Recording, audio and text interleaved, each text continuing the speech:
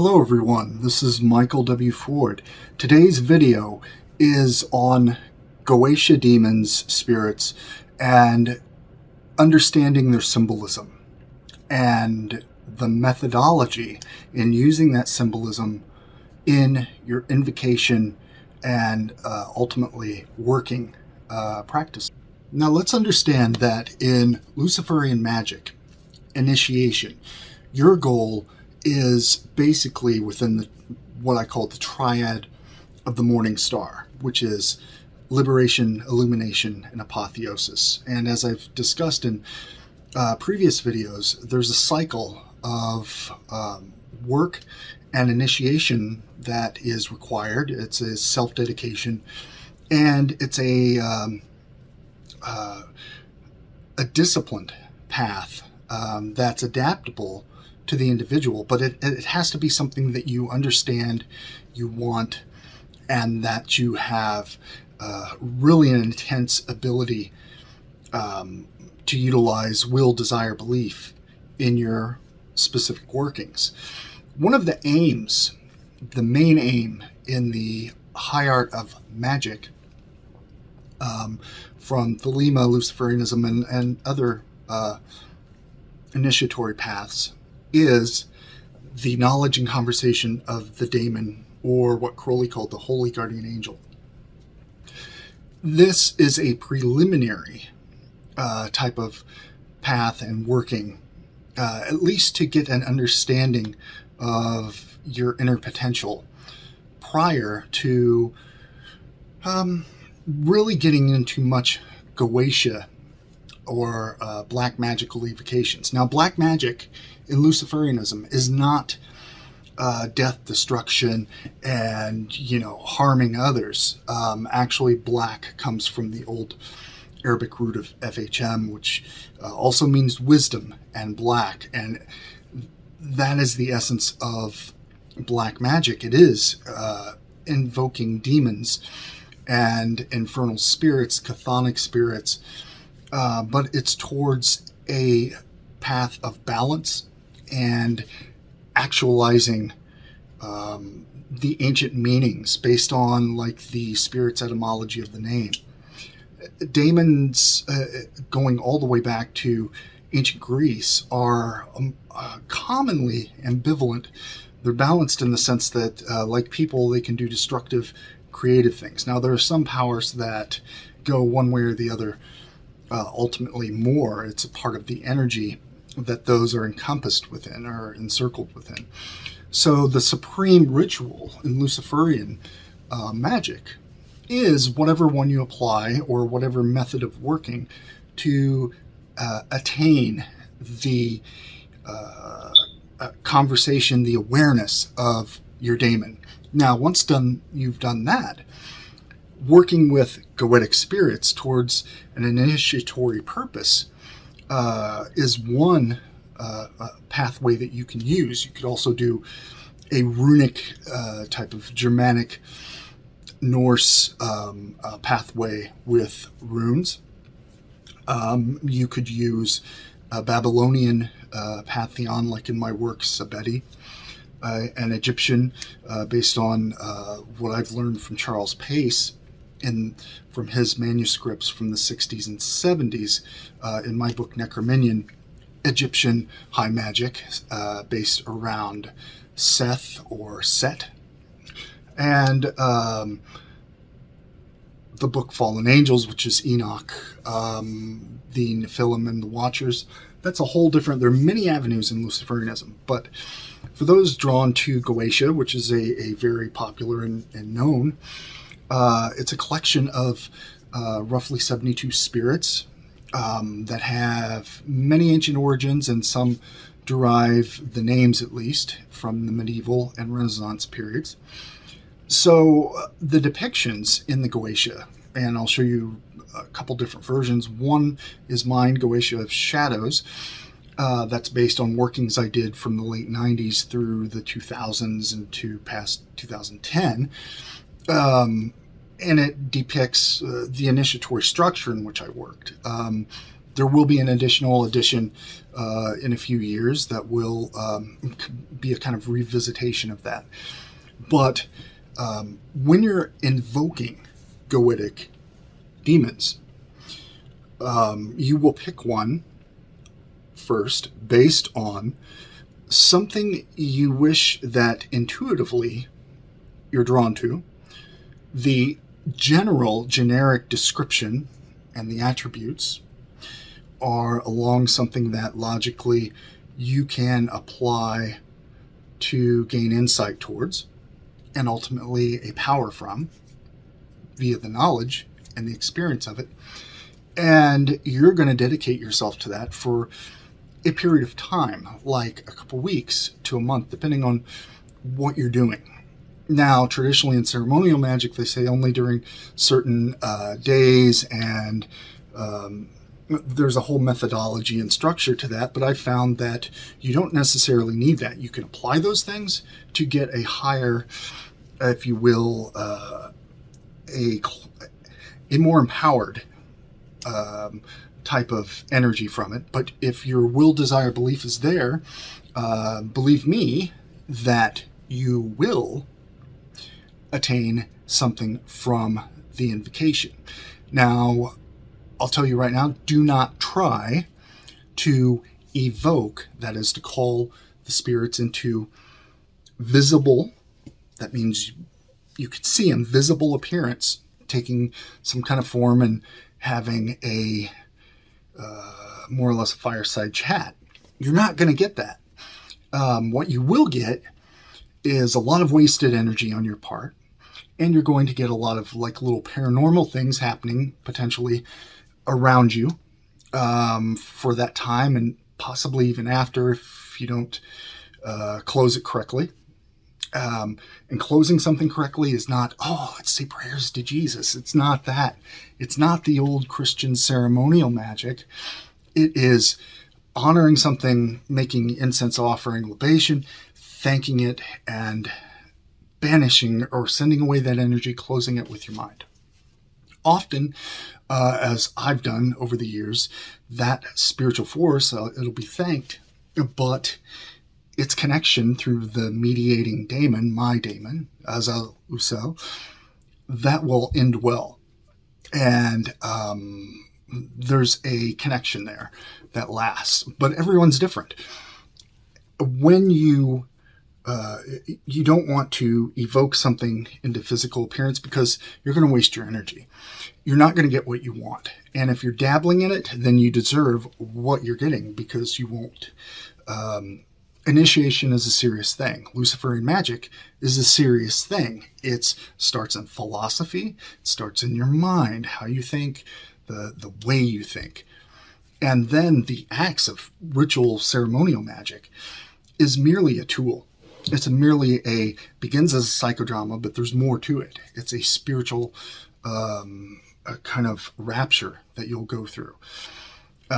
So, Goetic demons may be invoked with you within a circle or within the evocation triangle, and bound to a talisman that either at first you're calling the energy and focusing on that sigil and wearing the talisman or the sigil. If you're a traditionalist, you'll have it on you and all the Solomonic things. But if you're like me, you'll do it the way that works for you. And then visualizing in your invocations the image of the daemon, the specific demon you're calling, in your mind. And it can take the form based on the attributes described and how you've commonly interpreted it through art or description. And in doing your invocations, every word for that invocation needs to be a total investment of will, desire, belief. You have to see it, you have to believe it, and expect it, and understand that it's with you. Once you have done that, then you will focus your energy on, once you do a libation, which is pouring of liquid, an incense offering, something like that, and you'll make an oath, this is my will to have this done, and you'll focus on that and see it.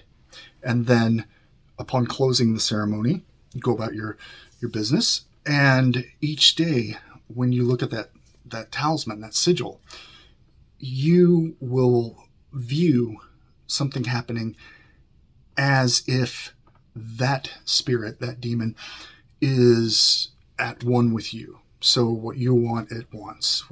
And that is a method of theurgy, or compelling that type of change via the daemon. So let's look at some objects from my collection and go through some basic methods of symbolism.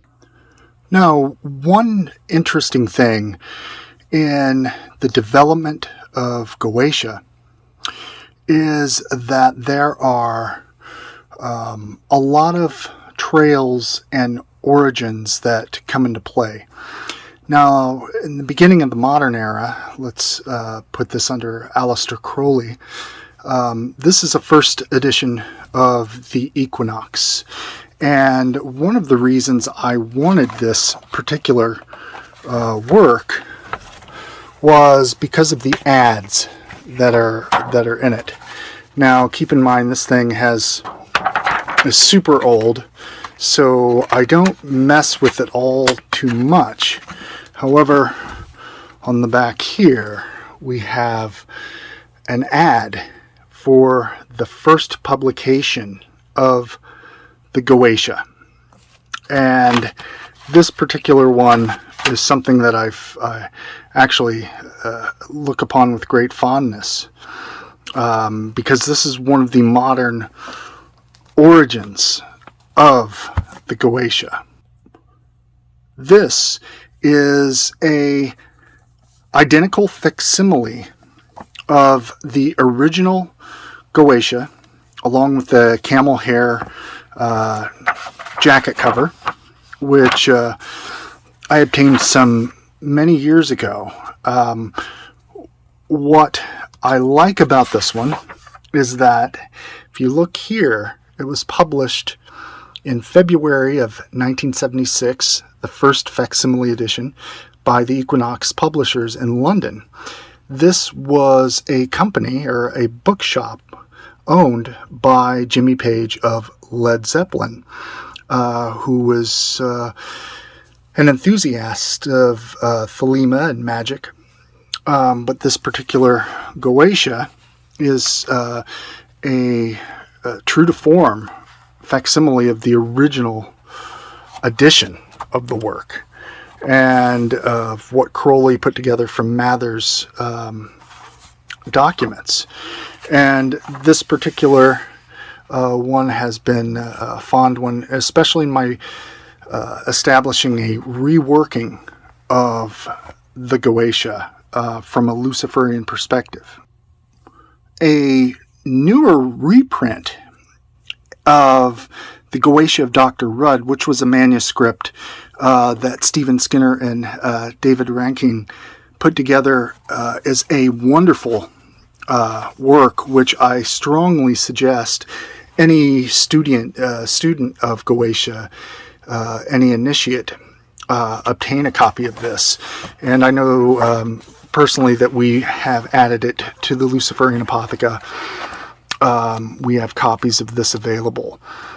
This has an interesting balancing point with Dr. Rudd, who was a student of magic in the about 100 years or a little bit more than before Crowley. But this manuscript has the specific one of the 72 Goetic spirits, along with the angelic balancing point, if you will, attributed on the counter, which is an excellent method of study. It also has additional works that complete the Goetia, and a lot of charts and tables. So this is a highly recommended work in that aspect. Now, if you Consider my one spot on my main altar. We see here the Goetic king Baal, who, without going into too much exhausting detail about Baal, there is at least in Goetia, a tracing point, a origin point for Baal-zebub. Baal-zebub is traditionally the Baal Hadad, or Lord of Ekron, but also throughout the Canaanite, ancient Ugaritic pantheon, along with El and Yam, Leviathan, Mot, god of death, Anat, Astarte, etc. Baal was a god originally of divination and the sky, and was later, by 1st century BC and AD demonology forward, became a prince of demons, who was able, we know from records, invocations concerning Lilith and other spirits, to be a patron of magic, having the ability to restrain demonic spirits and also open them forth. Baal, or Baal, is actually a manifestation of Beelzebub. Now in the Goetia, he has descriptions of being a man wearing a crown, having spider parts, if you will, a toad and a cat, but also individually those and all at once. And of course, Beelzebub has the form of the fly, but also a theriomorphic and anthropomorphic form.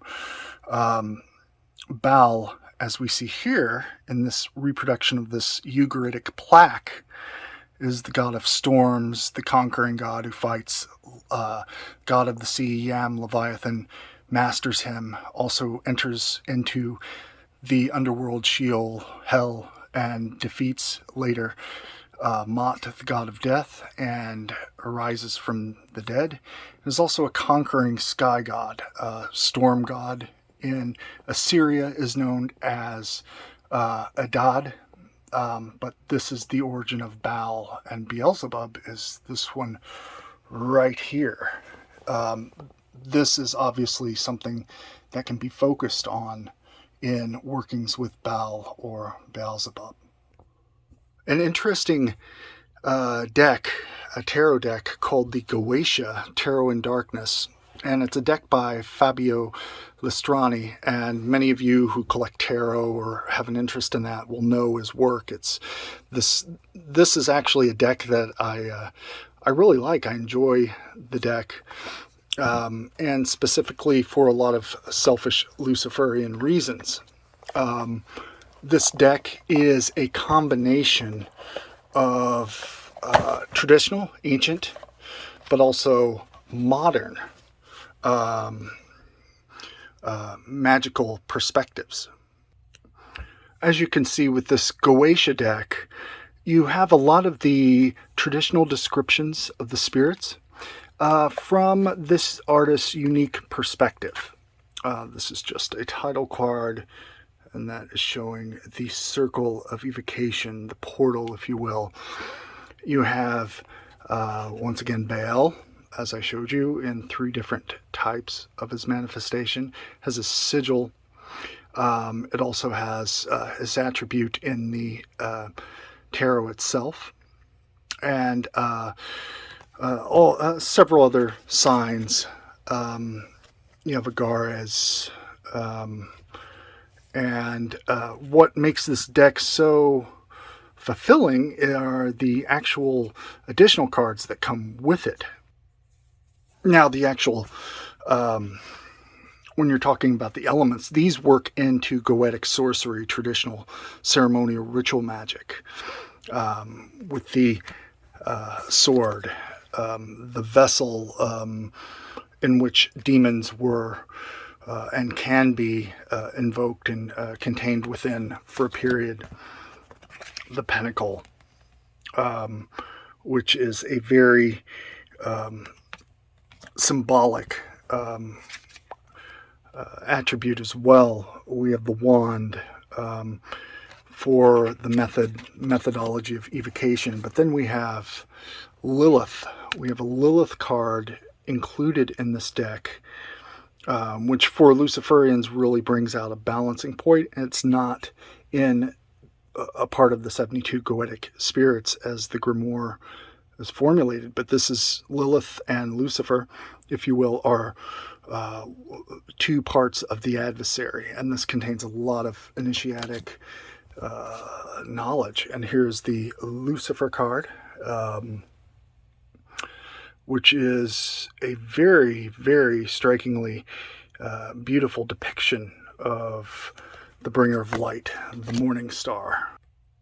Now, the occult tarot is another which we offer through the Luciferian Apotheca. This tarot is different from the Goetia, the tarot in darkness, but it goes along the lines of, and it's in harmony, if you will, with Luciferian magic and initiation. It comes with a very nice, simple book on how to utilize the cards, but also how to offer and invoke these demons with specific intent, and calling them in ceremony during your use of the tarot.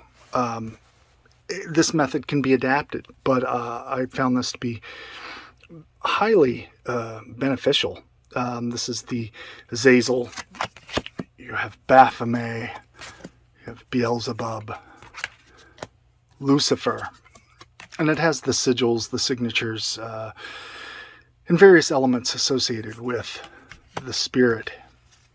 Baal, once again, Agares, and it has many of the 72, and it makes it a very useful and highly potent deck for the Luciferian or Black Magician.